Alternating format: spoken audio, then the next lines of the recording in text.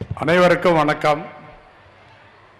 இந்த நல்ல வாய்ப்பை வழங்கிய இந்த கல்வி நிறுவனத்தின் பொறுப்பாளர்கள் அனைவருக்கும் எனக்கு நன்றி. ஏன்னா நான் கிட்டத்தட்ட 20 வருஷம் கல்வி அதிகாரியாக இருந்தேன். பிப்ரவரி மார்ச்னாவே ஆண்டு விழா தான். பிப்ரவரி மார்ச்னா எல்லா நாளும் இங்கே தான் இருப்போம். அந்த மாதிரி டெய்லி 3-4 ஆண்டு விழா கூட போகிற மாதிரி சூழ்நிலை வரும்.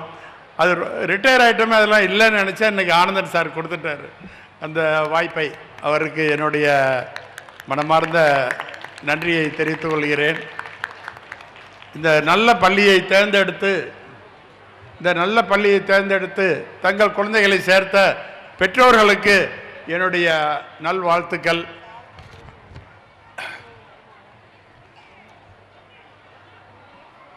மேடத்தை பார்த்ததுலேருந்து கொஞ்சம் பேச்சு வரமாட்டேங்குது. எப்போவோ கிராமத்தில் ஸ்கூலில் சேர்க்கணும்னா இந்த பிள்ளை ஆனாவனா படிக்க போதும்பாங்க. கேட்டிருப்பீங்களா? இந்த பிள்ளைங்க ஆனாவனா படிக்க போகிறாங்க அப்படின்னு சொல்லுவாங்க. இந்த நிறுவனமே ஆனாவனா தான். என்ன ஆனாவனா? யாராவது சொல்லுங்க பார்க்கலாம். என்ன இந்த நிறுவனத்தில் என்ன ஆவணா? அரும்பாவூர் ஆனந்தன். அதான் ஆனா ஆவண்ணா. அரும்பாவூர் ஆனந்தன். ஆனாக்கத்துக்கு சரியான இடத்துக்கு தான் வந்திருக்கீங்க. உங்களுக்கு என்னுடைய வாழ்த்துக்கள். இன்னொன்று,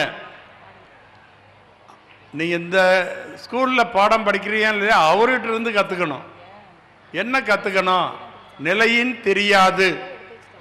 இங்கேருந்து இங்கே வந்தாலும் எந்த மாற்றமும் இல்லாமல் அதே நிலையிலே ஈகோ இல்லாமல் பழகிறாரு.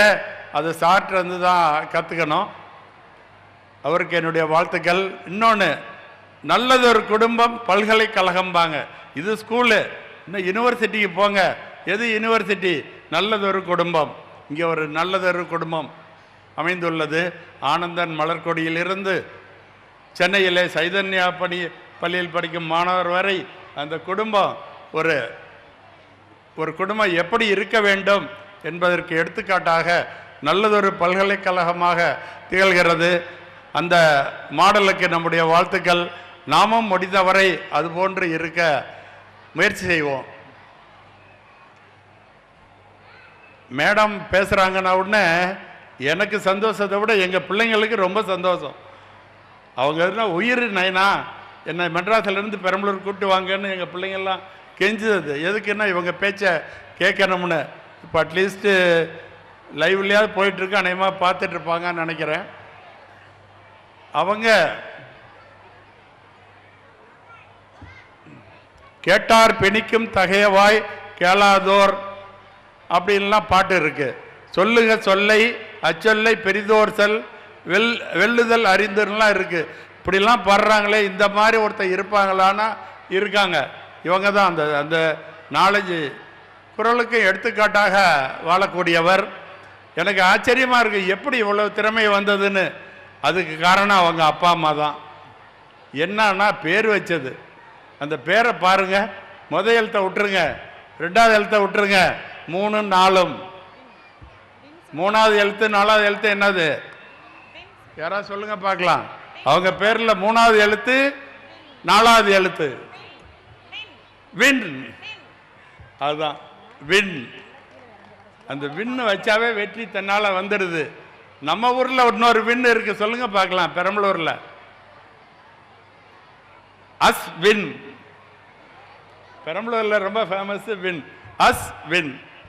அந்த மாதிரி ஒரு பாசிட்டிவாக பேர் வச்சாவே அந்த குணங்கள் தன்னால் அமையும். நானும் சொல்லிக்கிறேன், அது வின்னு, இது ஜெயம்.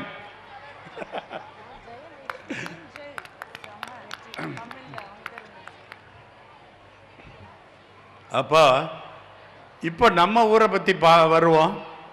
நம்ம ஊரில் அரும்பாவூர் அப்படிங்கிறது பேர். அது இங்கே இருக்கிறவங்களுக்கே நிறைய பேர் என்னன்னு தெரியாமல் இருக்கும். மேடத்துக்கும் நான் சொல்ல விரும்புகிறேன். அரும்பாவூர் என்றால் அரிய பாடல்களை எழுதியவர்கள் உள்ள ஊர். இங்கே எல்லாம் பெரிய தமிழ் அறிஞர்கள் இருந்திருக்காங்க. அரிய பாடல்கள் தான் அரும்பா ஊர். அதே மாதிரி பக்கத்தில் வெண்பா ஊர்னு கூட இருக்குது. வெண்பா எழுதினவங்கெல்லாம் அங்கே இருந்தாங்க. வெண்பாவூர் அந்த வழியில் சிறந்த கல்விமான்கள் இருந்த ஊர் இந்த ஊர். அதோடு மட்டுமல்ல, பச்சை மலையிலிருந்து தண்ணீர் வந்து பெரிய ஏரியும் சித்தேரியும் முதல்ல ரொம்ப, பெரம்பலூர் மாவட்டமே வறட்சியாக இருந்தாலும் அரும்பாவூர் ஏரி தான் முதல்ல ரொம்ப பெரிய ஏரியும் சித்தேரியும். இந்த ஊர் நீர்வளம் நிலவளம் எல்லாம் உள்ள ஊர். அதை விட முக்கியம், நீர்வளம் நிலத்தை விட மனவளம் உள்ளவர்கள், அறச்சிந்தனை உடையவர்கள், தர்மவான்கள் நிறைய இருந்த ஊர். சொன்னால் நிறைய பேர்த்துக்கு ஆச்சரியமாக இருக்கும். இந்த ஊரில் இருக்க அரசு மேல்நிலை பள்ளியை அதற்கான இடத்தை கொடுத்தவர் அரும்பாவூர் நாட்டார் என்ற பெரியவர். அவரெல்லாம் எங்கே இறந்துட்டார், இருந்தாலும் அந்த திசை நோக்கி கூட கும்பிடலாம்.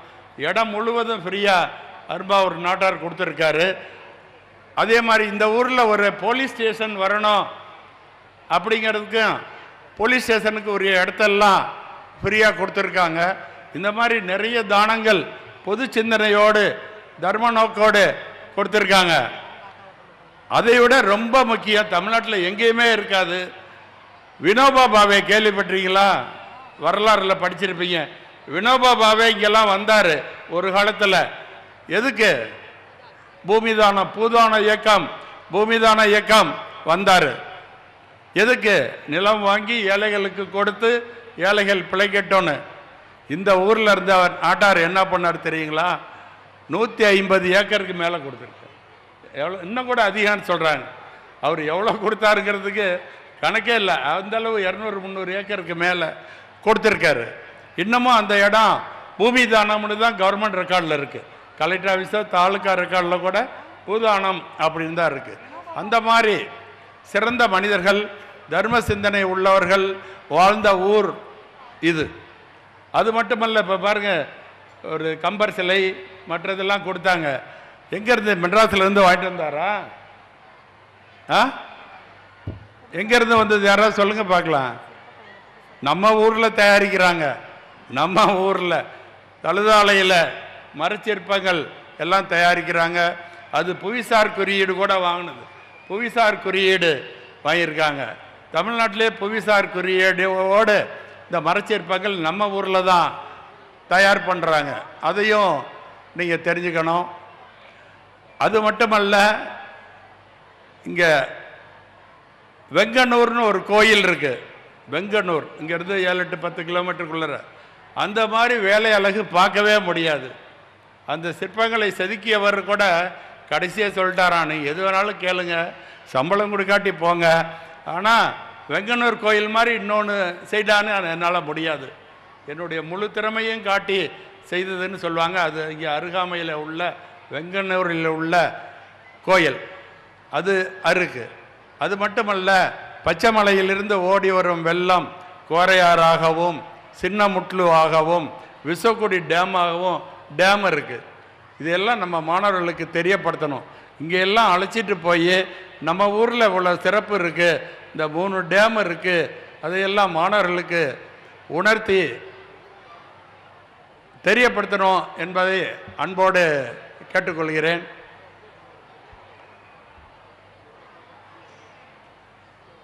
மேடம்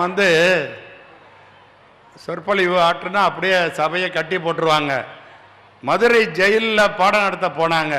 மதுரை ஜெயிலில், ஸ்கூலில் இல்லை, ஜெயிலில் உள்ள கைதிகளுக்கு மோட்டிவேஷன் ஸ்பீச் கொடுக்க போனாங்க. கொடுத்துக்கிட்டே இருக்காங்க, ரசிச்சுட்டு இருக்காங்க. நேரம் ஓடுது, ஃப்ளைட்டுக்கு நேரம் ஓடுது. ஃப்ளைட்டுக்கு போகணும், இங்கேயும் போக முடியல, பேசி முடிக்கிறாங்க. சீக்கிரம் போகணும், விரைவாக போகணுங்கிறதுக்காக அரசு சார்பாக வண்டி ஏற்பாடு பண்ணி எஸ்பி வர்றார். எஸ்பி எஸ்கார்ட் கொடுக்குறார். நடிச்சு பாருங்க, எஸ்பி எஸ்கார்ட் கொடுத்தா என்ன அர்த்தம்? ஒரு அமைச்சரோ அல்லது மிகச்சிறந்த உயர்ந்த அதிகாரியோ இருக்கிறாருன்னு அர்த்தம். மேடத்துக்கு கொடுத்தாங்க. ஒரு எஸ்பி எஸ்கார்ட் கொடுக்கறது அவ்வளோ ஈஸியானதல்ல, இவர்களுக்கு கிடைச்சது. என்ன காரணம்?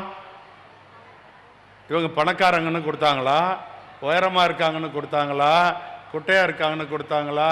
இல்லை, எல்லாம் கல்வி தான். கல்வி கல்வி என்ற ஒன்று தான் அவர்களை அந்த இடத்திலே உட்கார வைத்தது. ஒரு மாவட்டத்திலே காவல்துறை அதிகாரியாக இருந்த ஒரு எஸ்பியை எஸ்காட்டாக இவருக்கு வர செய்ததெல்லாம் காரணம் அந்த கல்வி தான். எனவே நாம் அந்த கல்வியை கைப்பற்றி கொள்ள வேண்டும், பிடிக்க வேண்டும். என்ன கூட ஒரு தடவை கோயம்புத்தூருக்கு போகிறதா இருந்தோம். நானும் பெரம்பலூர் கலெக்டர் தாரேஷ் அகமதுன்னு, முதல்ல தாரேஷ் அகமதுன்னு ஒரு கலெக்டர் இருந்தார். 2 பேரும் போகலான்னு இருந்தோம். கடைசி நேரத்தில் அவருக்கு வேறு டியூட்டி வந்துடுச்சு, செக்ரட்டரியேட்டுக்கு வர சொல்லிட்டாங்க. அப்புறம் அந்த காரில் என்னை மட்டும் அனுப்புனார், அதை போய் பார்த்துட்டு வாங்கன்னு. அவ்வளோதான், நான் மயங்கிட்டேன். போகிற வழியெல்லாம் வணக்கம் சார், வணக்கம் சார், என்ன கலெக்டர்னு நினச்சிக்கிட்டாங்க. ஏன்னா போகிறது கலெக்டர் வண்டி, வணக்கம் சார், கொஞ்சம் நிறுத்தினா சார் என்ன சார் வேணும், யூ நீட் எனி ஹெல்ப் அப்படின்ட்டு ஓடியாந்தாங்க. அப்போ தான் நினச்சிக்கிட்டேன், இதுக்கெல்லாம் என்ன காரணம், நம்ம படித்த படிப்பு தான். அந்த 4 எழுத்து படிக்காமல் இருந்தால் அந்த மரியாதை கிடைக்குமா? கிடைக்காது. இதை மனசில் வச்சுக்கணும். நீங்கள் இந்த பள்ளியில் கல்வியோடு புறவினை செயல்களும் நிறையா பண்ணுறாங்க. ஸ்கவுட்டு, ஜேஆர்சி, பசுமைப்படை இதெல்லாம் செய்கிறாங்க. அதெல்லாம் கலந்துக்கணும். நல்ல பண்பாடு இங்கே உள்ள ஆசிரியர்கள் கற்றுத்தராங்க. அதுக்கு முன்னாடி அதுக்கு மேலே அந்த பண்பாட்டுக்கு எடுத்துக்காட்டாக இந்த நிர்வாகத்தை சார்ந்த குடும்பத்தினர் இருக்கிறார்கள். அவர்களிடமிருந்து நல்ல பண்பை கற்றுக்கொள்ள வேண்டும், நல்ல படிப்பை பெற வேண்டும், வாழ்க்கையிலே முன்னேற வேண்டும் என்று அன்போடு கேட்டுக்கொண்டு விடைபெறுகிறேன். நன்றி, வணக்கம்.